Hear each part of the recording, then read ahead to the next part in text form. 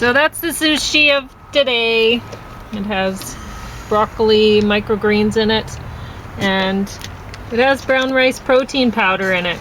I'm going to be talking about lion's mane and some other, I'm going to be talking about feeling good with your diet. So the sushi has only 1 tablespoon of almond butter in it. This time we're going to talk about the first couple of seasons of this crime scene investigation with Ted Danson and whatever. Tony Danson? No, Ted. It's Ted. Ted Dan. Yep. Is it Danson or Anson or whatever? What is the name? I don't thought know. you were saying Tony Danson. Oh, well, maybe I got them kind of confused. So, anyway, I'm showing off Feel Good Kitchen again. And I'm going to feel good about this sushi anyway. But, yeah, I got some stuff. I decided, like yesterday, I wasn't going to get these supplements because you can see the prices are a little bit high for me. And then, but I decided to anyway. So I'll show you my, so this is my diet of so far, like the past couple weeks basically. So that's that, and then up there. Pauline is doing, she's low really tech. sacrificing for this because it's not her nature to write that small. No, but maybe anyway. It's a sign your hands are getting a little bit better and wrists, eh? Well, yeah, you used to write so huge. And yeah, generally well, without, she does, but now she can write small if it's so required. Well, it's interesting, you know, what a change in diet will do for a person. But I'm going to talk about the. Have you talked about this food enough? Can you I start can eat into it. You I can totally don't like eat it. launching So, into stuff before she's announced. if you're on a diet and diets tend to be restrictive, you're restricting yourself in one way or another, and whether it's carbs or fats or calories or whatever, and all of a sudden, say you're on this keto diet and you find yourself falling off the diet and eating a bunch of chocolate or something else, that you eat a whole bunch of something else, and you're like, well, what in the world happened? It was going well for me, you're thinking, and then all of a sudden you just fall right off. Well, you wouldn't if you'd looked into GABA when I told you to earlier. So we talked about GABA-rich foods, and Feel Good Kitchen, you'll notice if you've looked into this, and I've pulled it up quite a few times, you'll notice that a lot of her recipes have GABA-rich foods in them. Because when you're on a diet and you're feeling anxiety, because it's stressful being on a diet, it's stressful for your body, then you're going to crave the GABA. So you can either go out and buy yourself some GABA, or think of some other things to do. You could, if you're on the keto diet, you can't go eating yam. Yam is not a keto thing to do. So you'll have to look into it and look back into when I talked about GABA-rich foods, because frankly, I don't want to have to keep repeating myself. So some interesting things that I found, like I thought, should I get this? Because I know that St. John's Wort, it's although it works as well as prescription antidepressants, which is really impressive. There's a deer over there. I should show you. In the yard? Yeah, he's over there. Is it just moon? It's just right. He's coming here to eat. See, because I put out some food for them, and so they come over to eat. So he's coming over to see what I have on offer today, and I chucked some bits of... Hello, handsome. You want some food, hey? Go ahead and eat. You'll find something there. Because I put my... they have compost bins for people to put their vegetable scraps and whatever in. But I would rather put my vegetable scraps into him. So if I'm peeling carrots, or I had a couple yams that weren't I didn't think they were good enough to feed to James, so I chucked them out in the yard, so he might find those and think they're good. I don't know. When she says he, she's not talking about me. No, not James. No, I'm not making James go scavenge in the yard for yams. Anyway, so you'll notice on my sheets that I started off at 129.2 pounds on this on January 21st, and I was dropping a pound a day there with making the fancy kind of sushi I was making. And why was it working out for me? Well, I had a lot of fat in there. These ones don't have a lot of fat, so I don't know how they're going to taste, frankly. I was tasting them a little bit while I was going and thinking, it's a little bit bland. But they had a lot of fat in them, but they also had a lot of protein with the eggs. And then all of a sudden, I was sick of eggs. The quail eggs were cute and everything, but I don't like eggs. I've never liked eggs. So I decided, that's it, no more eggs. I'm gonna put just more like hemp parts or complete protein. So I thought, okay, well, I'll just chuck lots of stuff like that in or whatever, right? And so I was making them more fat bombs than protein and trying to deal with that. And plus I thought dropping a pound a day was a little bit excessive, so I didn't want to do that. So I started monkeying with the diet to try to make it not eggy and make myself not drop the weight as fast. But you'll notice that I went to January 23rd, 127.2 pounds, January 24th, 126.6 pounds, and 25th, 126.2, and 26th, 125.6. By the time it was February 2nd, I was up to 126 again. So I didn't really go anywhere after. I went a little bit up on the 27th, and then I pretty much stayed there. So. But I think your body's telling you that's a good weight to be at.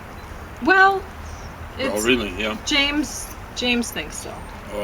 I know. But I still have a little bit of a belly, and I still have some armpit boobs.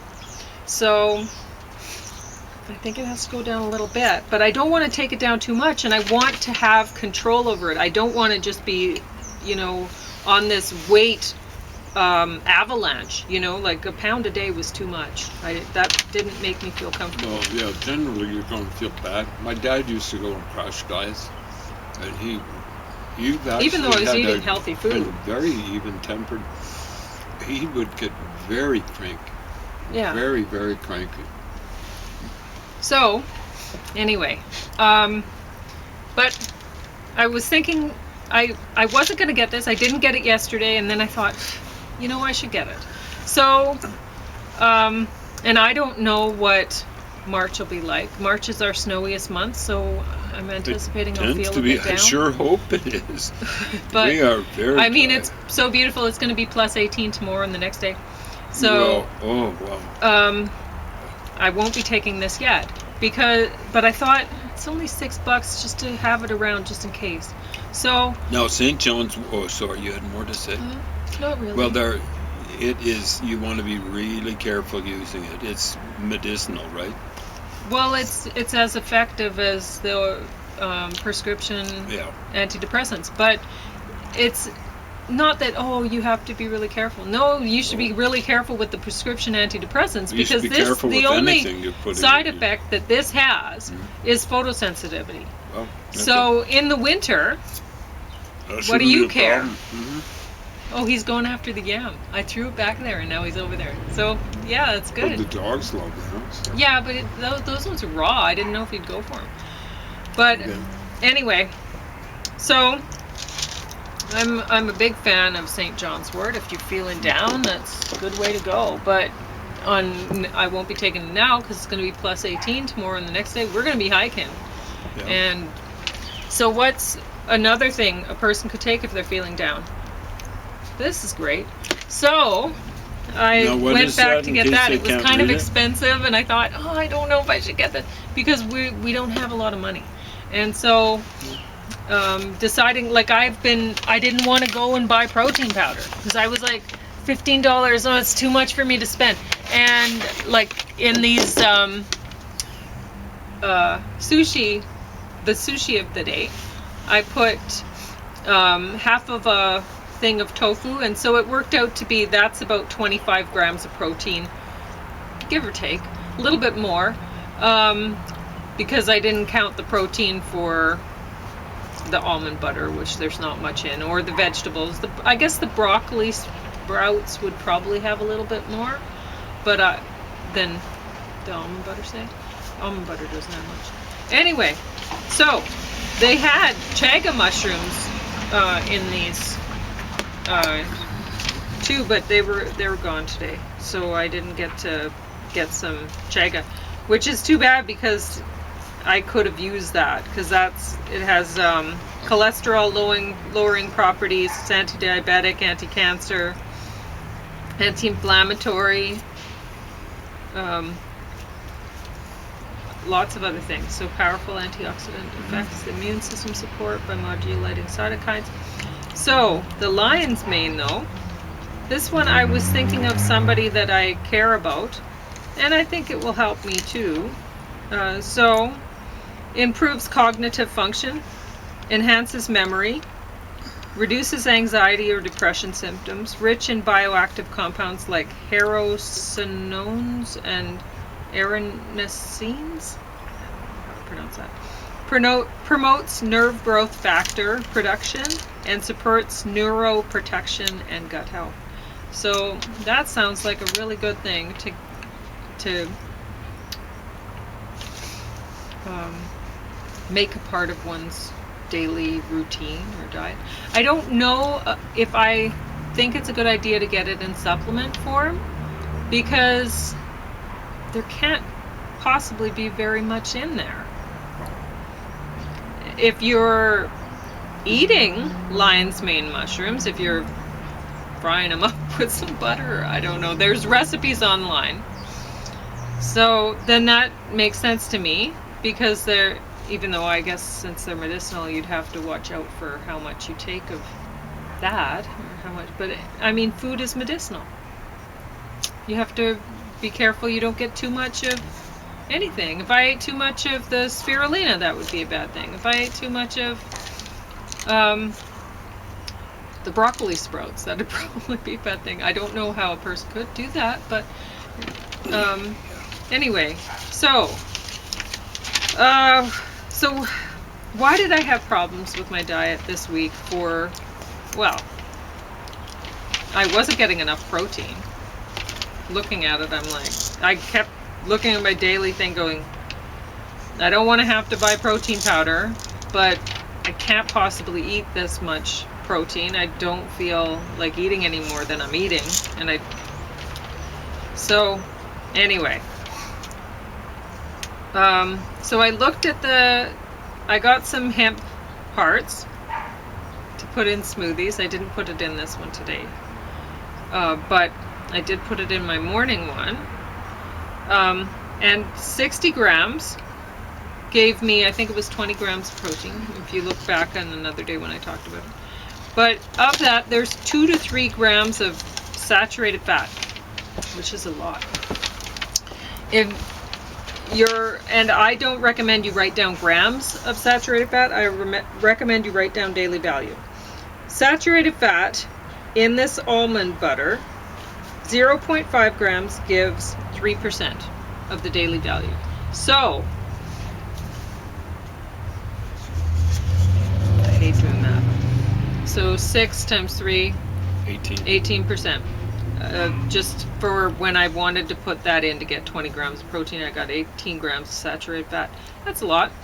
And the total fat is 28 to 30 grams of total fat in that amount, but it's mostly omega-3 and 6. So hemp hearts are pretty healthy. So that's why I went for those. And the pumpkin seeds have 23 grams total fat for the amount for 50 grams. And 3.7 to 4.3 grams of saturated fat. That's quite a lot. So, anyway. But I was searching. The first thing I wrote down on when I started this diet is I want pea protein flour and peanut flour, because that was in the Wort. And I thought, why should I have to buy these brand name products that are all mixed up? I just want pea flour. How hard is that to go get some pea flour? Well, it turns out it's hard. I could have went to there were 2 health food stores in town that carried it. I didn't even look, because I can't afford to be buying pea flour from a health food store. So I looked for just regular peas and thought, well, maybe I can grind it up, myself, whatever. Because the price of pea protein powder in bulk at Bulk Barn was $45.97. Ridiculous. So, and it's low in methionine and cysteine, the amino acids. So that's another thing. When you're getting the incomplete proteins for your protein, to meet your protein needs when you're keto, you have to look at, well, which are these things lacking in? Like almonds, they're lacking in methionine and cysteine and lysine. Methionine and cysteine, the sulfur-containing amino acid. And that's the same thing with walnuts and flax. Hemp seeds are a complete protein, but are relatively low in lysine and tryptophan, similar profile to soy or egg whites. Pumpkin seeds contain all 9 essential amino acids, but are low in lysine and methionine. Some say low tryptophan, or 309. Anyway, so it gets complicated. And I was showing last time we did big diet talks and stuff in 2020, or when was that? I think it was before then.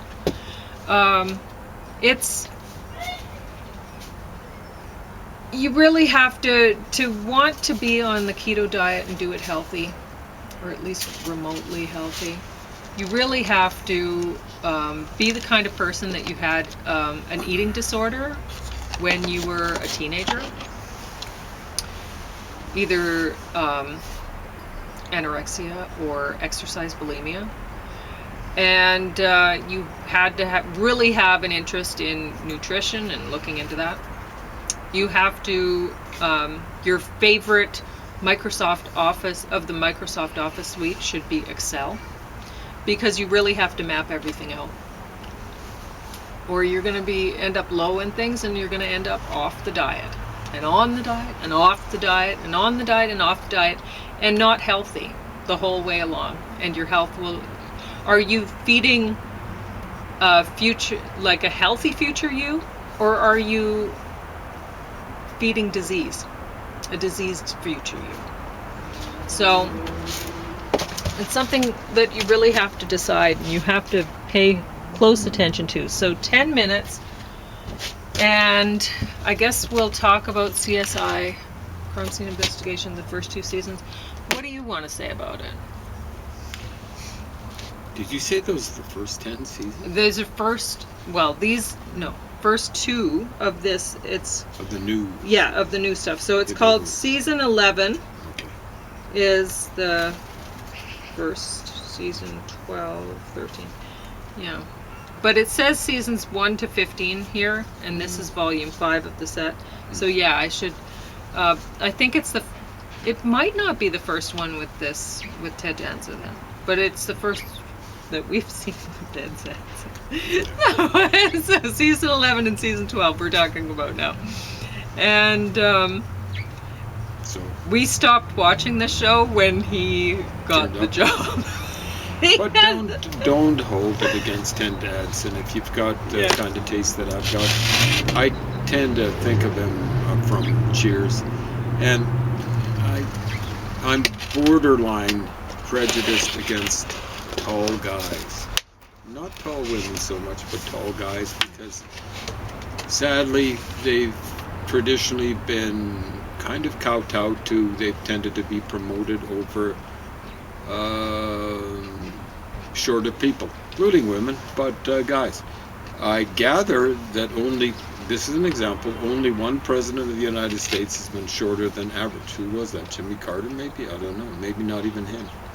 So, that's basically the level of prejudice. Looking at that, it looks like the level of prejudice against black people, African Americans.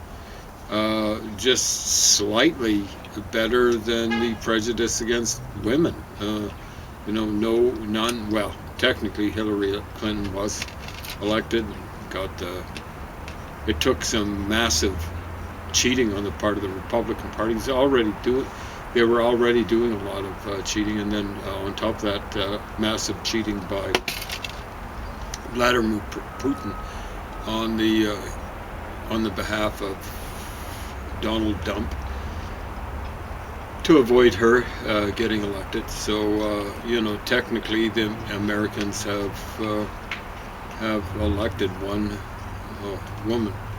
So that's as many as they have short men. So maybe it's not so much a prejudice on my part. We noticed, I did, that the place where we worked with the city of Lethbridge, every foreman but one was vastly over average height. We're talking like 6'2", 6'3". Of course, the one guy was significantly below average, and he was not qualified to be a foreman, I've got to say. But there would have been others, like a guy we know called Ron. I think he was about average height, and stuff like that. So he should have been the boss of the whole outfit. Yeah. So that's one of the reasons, I've got to admit, why I like. Who's that guy? Will Ferrell. Oh, yeah. Because he plays goofy big guys and stuff like that. And it didn't start with him. Saturday Night Live had Chevy Chase, a big, goofy, tall guy. All right, so I wanted to say that when we were watching the show, one thing that we noticed, and neither one of us liked it was too close to home. Somehow, in episodes, their family members were involved. A lot of the CSI people, their family members. What are the Ridiculous. chances? The population of Las Vegas, I think, is roughly 1 million. What are the chances a member of your family get involved, not just in crime, but maybe a murder investigation? Weren't they getting involved in murder investigations? And it seemed like Yeah. we were used to the regular CSI Las Vegas, the old stuff with Grissom, and which we love because James related to Grissom. I related to Sarah Seidel. Yeah. And Now, I've got to admit, he reminded me of a somewhat incompetent foreman, too. So it wasn't like total one-on-one identification or anything like that. And I've loved every entomologist that I've met, I think. I don't know why. Okay. Because I should find them creepy, but Why don't because you say they that? stick pins through insects Oh, and that stuff sort like of that, stuff. right? Yeah, okay. But I don't. For some reason, I find them very interesting. And it's funny because when I was thinking about going to university, I was thinking I didn't actually want to study agriculture. I ended up in that because my dad was dying at the time, and I wanted him to feel like proud of me, I guess, because he was a farmer, and he wanted to feel. I wanted him to feel like I was going to end up on a farm. Anyway, so what I wanted to study actually was mycology or botany, and I ended up studying horticulture. So I don't know. That's the first thing that I studied was horticulture. But anyway, so it's interesting that Ted Danson's character is a mycologist. So, which I like. I just don't like him in that role. He just doesn't seem no. the type. He looks like a guy who played basketball. And another thing that we noticed is there's too much of the CSI people involved with the making the arrests. Well, it didn't used to be that way. No, it didn't used to be that with way. With CSI Las Vegas. Yeah. I want to specify that. With Grissom. CSI, the spin-offs, it was ridiculous. We started noticing that. There was Miami and New York, was it? And who was the little... I shouldn't be talking about it. There was a little guy. He was a little Weasley guy. He was especially the guy bumptious. From Miami? Yeah, I think Horatio Kane? What a name. Horatio. The guy who saved Rome on the bridge over the Tiber or whatever it was. Ridiculous. So they're out there doing busts. The equivalent of CSI here at the City of Lethbridge, and I worked for a while with the City of Lethbridge Police. It wasn't, I was doing janitorial, it wasn't my choice. I was parachuted in there. So don't get the wrong idea. I'm not a cop, didn't work in basically what you'd call an ancillary function or something like that. I was just doing janitorial. I was a janitor with the city, and that's one place they parachuted me in.